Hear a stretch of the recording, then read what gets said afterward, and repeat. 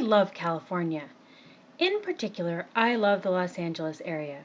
And on a recent trip, I got to show off the city to my coworkers and also have a few brand new adventures. The trip always seems long, but it's so much faster than driving.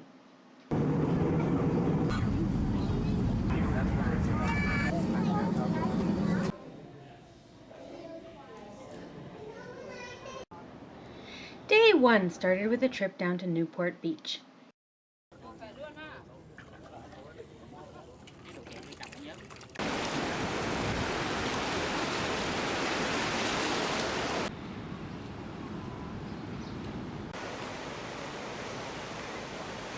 Then back to the airport to pick up Mickey and Jane.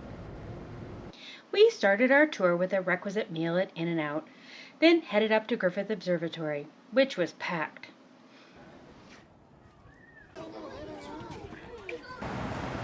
The Walk of Fame was next, followed by the La Brea Tar Pits. Such a weird thing to find right in the middle of the city.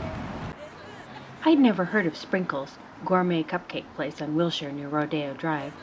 There was a line out the door and down the block, but we came away with a box of cupcakes each. They were delicious. It had gotten dark, and we were getting tired, but troopers that they are, Mickey and Jane came with me on my pilgrimage to my grandmother's house in Brentwood. It's been sold, so we couldn't go inside or see much, but we were all charmed to run into Jimmy Smith, who lives next door and bought my grandmother's house. He was very polite and charming. We were more than ready for an Indian dinner, but I couldn't let them leave LA without going down to the ocean, so we stopped at the Santa Monica Pier to see the lights. It was loud, but festive. And then back to Anaheim. Day 2 I spent with my relatives, but Day 3 found me battling traffic on the I-5 to get back to Anaheim before the gates opened at Disneyland. Yes, Disney. It was a surprisingly nice place to visit and check email, since we spent a lot of time in line. But despite the crowds and noise, it was delightful. Here we all are, Tina and Mickey, me and Mickey, Jane and Cheryl. My favorites were Thunder Mountain, a roller coaster, and Soarin' over California, which is sort of like an omni-theater, except we didn't stay still. The seats moved with the swoops.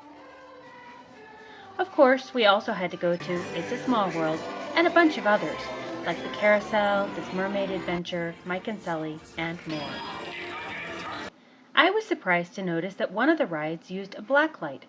Suddenly, I could read the stamp on my hand.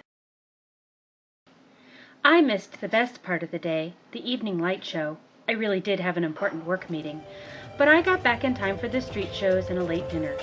See the two guys and their kid? I didn't catch it till I was watching the video myself.